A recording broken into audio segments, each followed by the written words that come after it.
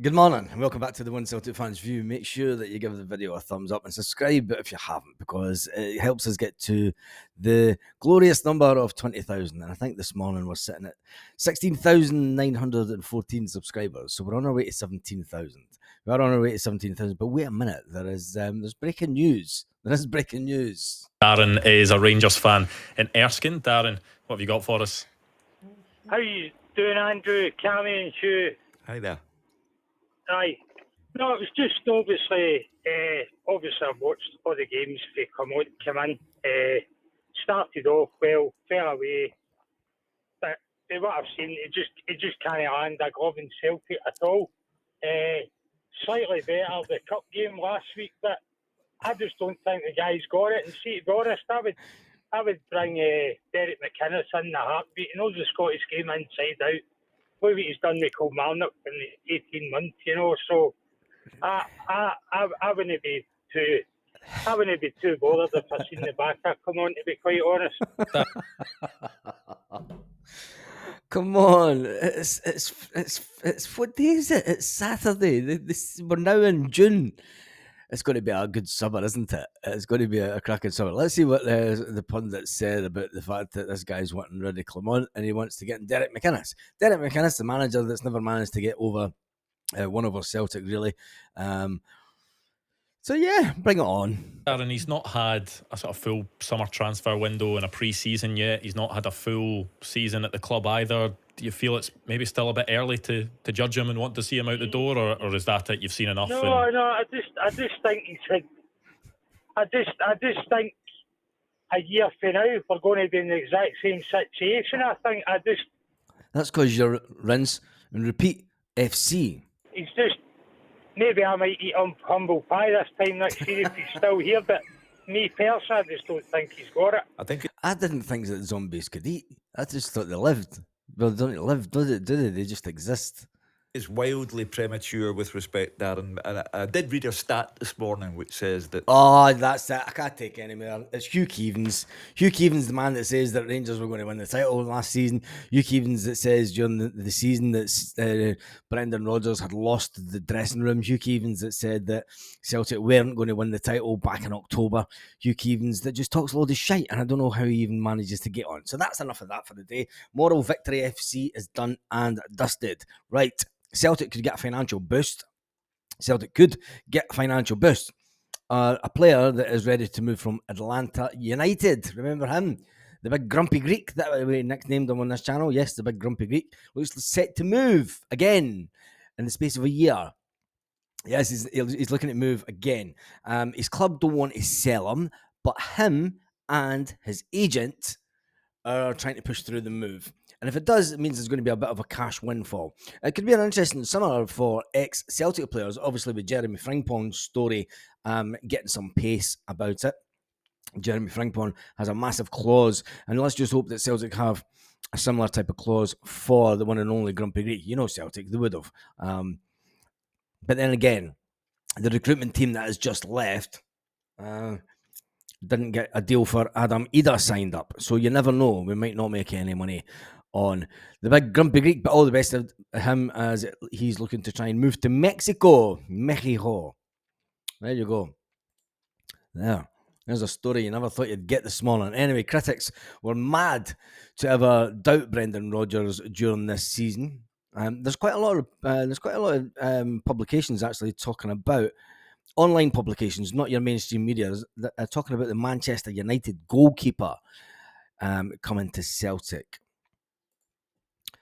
We'll talk about that in just a second. But when you look at it, the previous season that's just passed, Paul Lambert says, look, people that doubted Brendan Rodgers were absolutely mad. He's been vindicated in his faith coming back to the club, and he's been vindicated in what he said on the steps of Celtic Park. Throughout the season, there were stormy periods where Celtic had allowed Rangers to claw themselves back into contention. Yes, Rangers didn't overcome us. Remember, it was the drop points that Celtic... when you look at the games that we lost in December, historically, we always drop maybe 2 points in December, but we never lose 2 games. And we lost 2 games in December, which is something that... was a surprise to us all. And then there was too many draws at the beginning of the season, which didn't help us, and then a few losses. And you just thought, it's a bit of a struggle. But Paul Lambert says back in December, following the defeats to Kilmarnock and Hearts, Lambert told people, he said, look, talk of Celtic in crisis in Glasgow is just madness. He said, back in December, I was adamant that Rodgers would get Celtic back on track, which he was right. Paul Lambert's a guy that knows a thing or two about playing at the highest level. Paul Lambert's a Celtic player that's won the Champions League. Tell me in the comments another Celtic player that left Celtic to go and win the Champions League. Obviously, Paul Lambert won the Champions League before he came to Celtic. And I'm talking about modern game players. We know that we won the big cup in 67, but I'm talking about modern game players. Although he did leave Celtic about 20 years ago. So anyway, tell me who that was in the comment section. At the stage of the season in December, Paul Lambert, you've got to remember him. Paul Lambert was one of the early players that took the Bosman situation to, and I think John Collins was one of the first Celtic players to take the whole Bosman thing, to be able to leave Scottish football. But he left Motherwell and he went off. Paul Lambert had a good career. He went to Germany and he was an absolute legend in Germany. He says, but when you look at Brendan Rodgers, some of the biggest teams in the world, he's managed them. You know, he's managed Liverpool. He managed Leicester when they were at the top of the Premier League and doing quite well. He's managed Swansea. Could you say Swansea's a big club? No, not really. But he knows exactly what he's doing, says the one and only Paul Lambert. And Paul Lambert's a person that a lot of people have said they would love to see as Celtic manager. Tell me what your thoughts. Paul Lambert said that he wouldn't want to take the manager's job at Celtic because of the pressure that comes with it. But tell me, would you have Paul Lambert as a Celtic manager in the future? I don't think that he's probably in a shout with the job, to be perfectly honest, because I think his coaching days are not the best, and I think Celtic will go down a route in 2 or 3 years' time after Brendan Rodgers. Will go down a different route again, and it'll be a foreign coach, and that's what I think. That's just my own personal opinion, I think. But we're 2 seasons away from that, so let's not digress. Let's not chase Brendan out the door. We've got a lot of things to win over the next 2 years. We've got records to break over the next 2 years. So just remember that Brendan Rodgers is here. He won't be doing walking away over the next 2 years. And I'm going to put a bet on you. I'm going to put a bet just now that Brendan is here for the next 2 seasons. I did say that, and Carly, if you're watching this, I did say that if Celtic lost the league this season, I would give you the channel. And they didn't lose. I was that confident that Celtic would not lose the league this season. So yeah, I'm confident. I'm really confident that Brendan Rodgers will be here for the next 2 seasons. Anyway, there's no way to dress it up, said Paul Lambert. When you're here, the manager here, the remit is you have to win titles. The pressure at this club, it generates, everybody thrives on that. The ones that struggle are the ones that can't handle it, but everyone that comes to the club knows the kind of pressure you are under. Right, let's get to the big Celtic transfer news.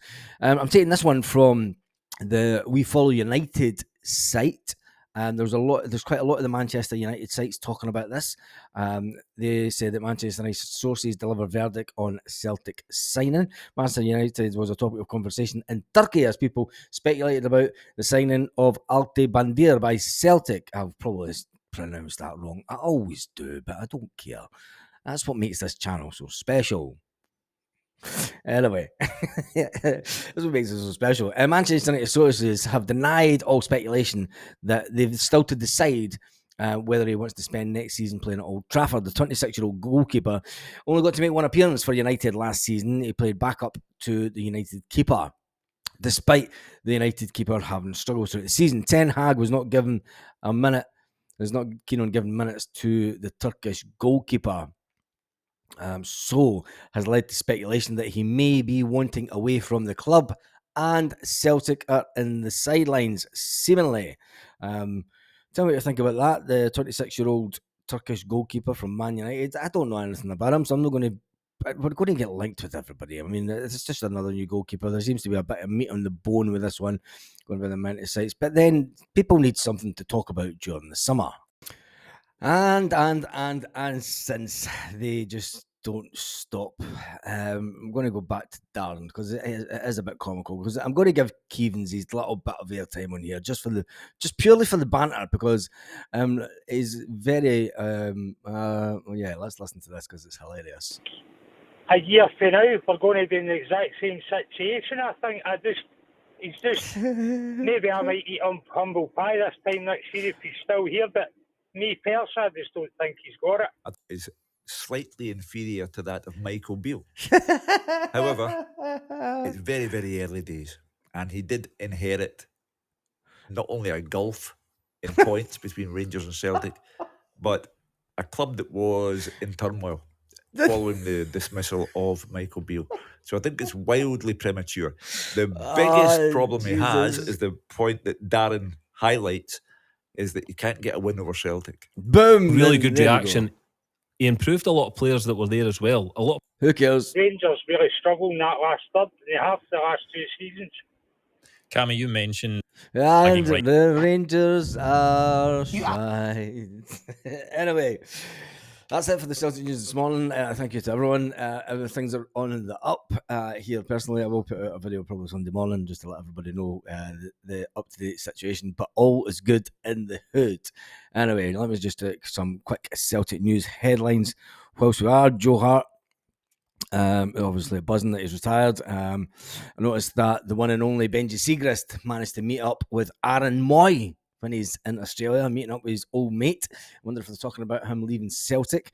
And yeah, there's not a lot more. A lot of people are talking about obviously the Matt O'Reilly situation, the fact that he has been snubbed for Euro 24.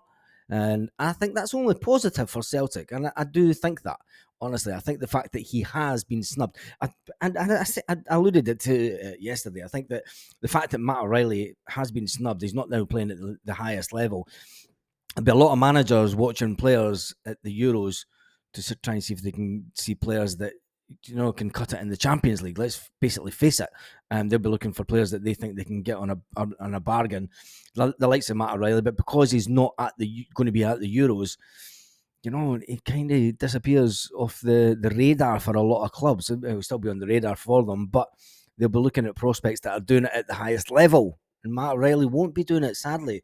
Players that will be doing it is likes of James Forrest, Callum McGregor, and the other Scottish boys. We will be monitoring their Euros. We will do some stuff for the Euros. I'm not exactly sure yet whether to do it on this channel or do it on another channel.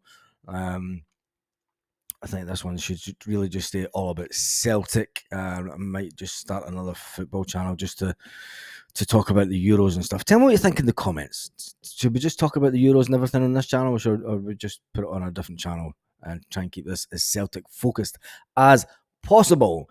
Because let's face it, that's what's called the One Celtic Fans View. Anyway, on that note, thank you to everybody for all the messages. We are one big family all around the world. And YouTube is an absolutely amazing platform, and I sincerely mean that, both on this channel and on both my missus and ours personal channel. I think it's, when you get right down to it, it is just a wonderful, wonderful place. Anyway, on that note, have a fantastic day, Celtic fans all around the world. Lit. Roll up to the party, roll up to the party.